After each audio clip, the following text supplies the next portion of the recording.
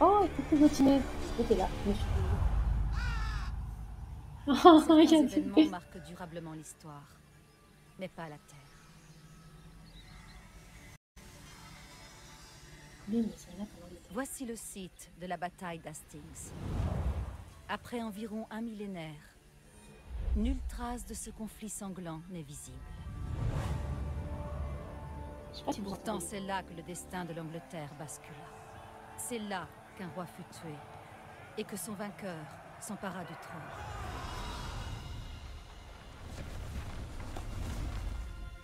Ouais, c'est super. 14 octobre 1066. 14 octobre. Nous savons ce qui s'est passé ici ce jour-là, grâce à ceci. La tapisserie de Bayeux. Une broderie soigneusement préservée qui raconte les événements. Elle représente les protagonistes. Harold, le roi anglo-saxon d'Angleterre, nouvellement couronné. Et son opposant, Guillaume, duc de Normandie. Guillaume prétendait que le roi précédent lui avait promis la couronne. Alors, il rassembla une armée et mit le cap sur l'Angleterre, afin de combattre le roi Harold pour s'emparer du trône. Mais une tempête contrecarra ses plans. Pendant ce temps, Harold découvrit que les Vikings envahissaient le nord et menaçaient également sa couronne. Il se précipita pour les combattre. En France, Guillaume attendait que la météo s'améliore pour traverser la Manche et atteindre l'Angleterre.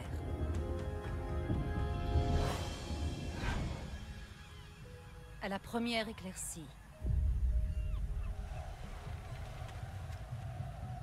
il saisit sa chance.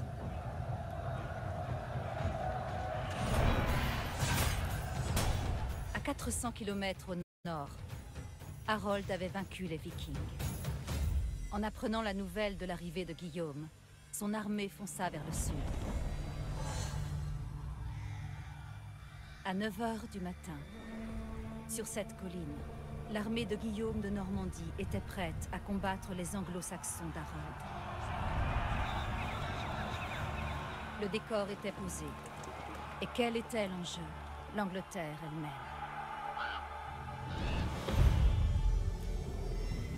Déjà, vous pouvez aussi me confirmer si vous avez bien entendu, parce que je ne savais pas si du coup c'était assez fort ou pas.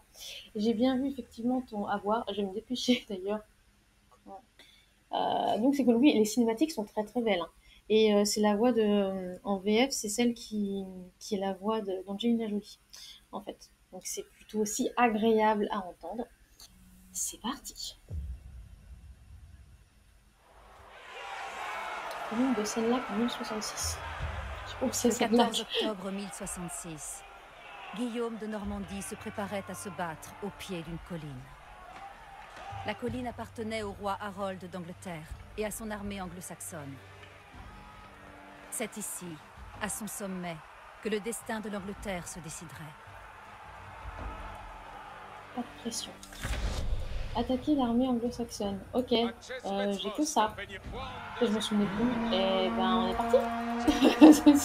On va mourir. L'armée normande de Guillaume chargea la première, lançant un assaut direct sur le mur de bouclier.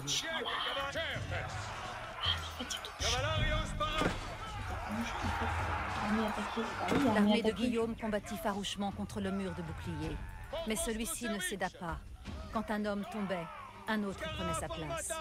Les boucliers s'imbriquaient en formation serrée, dressant une barrière presque impénétrable. En réalisant que son armée ne pourrait pénétrer ce mur de bouclier, Guillaume sonna la retraite. Ok. Eh ben, La retraite feinte de Guillaume fonctionnait. La formation serrée de l'armée anglo-saxonne s'écarta, ouvrant à Guillaume des brèches pour avancer. Ok, donc on feint la retraite, en fait, on les écarte et on les tue. C'est ça. Le roi Jenkins, mais complètement. Ok. Bon, ça devrait à peu près aller. Je présume que le Bigus, là, c'est Duc Guillaume. Ok. Les hommes d'Harold ayant abandonné le mur de bouclier, Guillaume pouvait lancer une charge pour les balayer. Éliminer les Saxons depuis le mur de protection. Et puis le mur de protection, que vous appelez le mur de protection. Par là. D'autres hommes d'armes normands vinrent renforcer l'armée de Guillaume. Oui, bah oui, renforcer mon armée là, parce qu'on est quand même un petit peu submergé, hein, je dis ça comme ça. Alors je sais pas, en plus, mais j'ai l'impression qu'ils sont presque immortels, là, ça va pas du tout. Chair à canon, chair à canon, chair à canon. Il y en a, ils sont... on sait pas trop ce qu'ils font, en fait. Alors si j'ai le droit qu'à ça... il va mourir. C'est là qui meurt, on va être bien. Il y a des unités en renfort, mais ils se font tous taper dessus. Guillaume n'a plus que 36 points de vie, 34 points de vie. Adieu le roi, non. Pas adieu le roi. Attends, il se régénère en plus, il est super balèze. C'est censé être quel mode de difficulté? Le mode histoire, donc le plus bas. Ça te donne un aperçu. Voilà. Je suis au-dessus de la colline là, je suis désolée, c'était l'objectif. Mon objectif, c'était quand même de mettre le roi au-dessus de la colline. Le roi est au-dessus de la colline. Rendez-moi, mettez-moi plus de gens. Non, pas envie. Ah, on peut même pas avancer en fait, j'ai l'impression. Non, il faut vraiment les éliminer de tout de suite. Bon, bah on y retourne. Désolé Guillaume, il va falloir que tu redescendes la colline avec ton cheval, je sais. Ça va être compliqué en plus. Franchement, mais j'adorerais savoir ce que ça donne en expert. Par contre, il y a plus d'expert. Archer normand prêt. Les Anglo-Saxons avaient déployé des rangées de lanciers pour repousser les envahisseurs. Mais Guillaume avait la solution. Ses archers au regard perçant. Donc tu me donnes les archers après, bien sûr. Totalement logique. Et vous aider un petit peu de ce côté-là, là, ce serait quand même cool. Par contre, Guillaume, qui est gentil, tu vas éviter de mourir. Les archers peuvent attaquer les unités à distance, mais sont vulnérables aux attaques de corps à corps. Alors, je suis bien au courant, mais j'ai plus le grand mur d'un corps à corps, en fait, là. Donc bon, je dis ça comme ça. Des archers normands supplémentaires se joignirent au combat. Les archers? Oui, je sais. Pourquoi est-ce qu'il me remet à chaque fois ça? Je suis au courant, Le meneur est blessé, sauvez votre chef. Ok. Il faut aller sauver le chef. Remontez-le en selle. On dirait moi qui joue mal à Nikoniki. Mais totalement, rien de moi ça. Mais surtout, ce que je comprends pas, c'est pourquoi ils arrêtent pas de me mettre l'astuce comme quoi. Mais je sais bien que les archers sont vulnérables au cac. C'est de cacastre. Non, mais c'est une catastrophe. Complètement. Non, il meurt pas tout de suite. Ah non, en fait, c'est ça. Vu qu'on est en mode histoire, mais en fait, le stress, j'ai arrêté les RTS après Radalia, j'aurais tellement perdu à ce stade. Mais bon, on est en mode histoire. Il est pas censé mourir là, donc il meurt pas. C'est ça qui doit être, à mon avis. Les archers anglo-saxons rejoignirent le combat, et la puissante cavalerie normande se prépara à charger. Mais d'abord, les forces de Guillaume devaient éliminer les lanciers ennemis, dont les armes d'astes robustes pouvaient facilement terrasser un cheval. Ah oui, on est d'accord, avant la cavalerie, il faut évidemment terrasser les lanciers. Là-dessus, je suis complètement d'accord. Oui, j'ai compris, machin, bidule chouette, c'est bon. En fait, arrête avec ton machin. Est-ce que je peux recliquer dessus? Est-ce qu'il va arrêter de me mettre? Non, il va pas arrêter justement de me mettre l'astuce. Tu sais, il est pénible avec ce truc. Cacher vos chevaux. Bah, c'est complètement ça au départ. C'est complètement cacher vos chevaux. Complètement. Les chevaux, pour qu'ils puissent justement faire une belle charge, on va un petit peu éviter de les pointer. Appuie sur A et faites un clic gauche sur le sol pour effectuer un déplacement d'attaque. Ouais, d'accord, ok. Voilà. Mais je suis pas sûre que ça fonctionne. Parce que j'ai changé mes raccourcis. Pense à récupérer tes sous-sous. Ah oui, les sous-sous sur Discord. Faut absolument que j'y pense. Mais je suis en train de vaguer. La menace des lanciers éliminée, la cavalerie de Guillaume pouvait charger les archers. La cavalerie de Guillaume, il y a 20 chevaux, pardon. Je voulais faire une blague, mais je pense que... Je voulais dire qu'il y a un cheval qui court après, ça va eu. Ah là, c'est bon, on peut y aller. Il me manque encore 27 secondes. Guillaume, fais quelque chose s'il te plaît, parce qu'après, il faut que j'aille récupérer des sous sur mon Discord.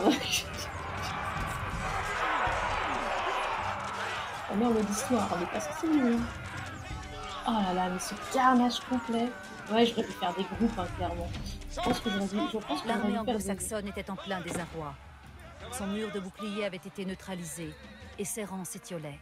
Désormais, seul Harold en personne séparait Guillaume de la victoire. Abattez le roi Harold. Ok. Et ben, je suis son roi. Allez, c'est le but. Désolé, roi Harold, hein, mais c'est comme ça, c'est Les derniers l'histoire. hommes d'Harold encerclèrent leur roi, prêts à donner leur vie pour sauver la sienne.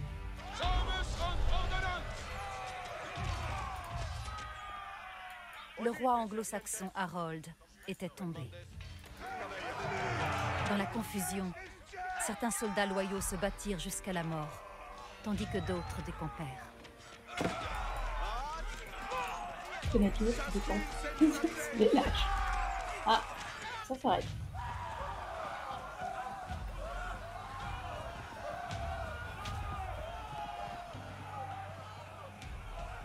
Sans chef et vaincus, les derniers soldats de l'armée anglo-saxonne prirent la fuite.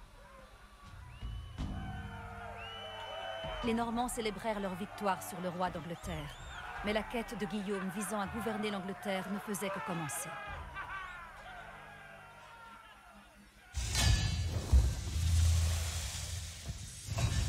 Waouh, j'ai l'impression que ça rame un petit peu de victoire là.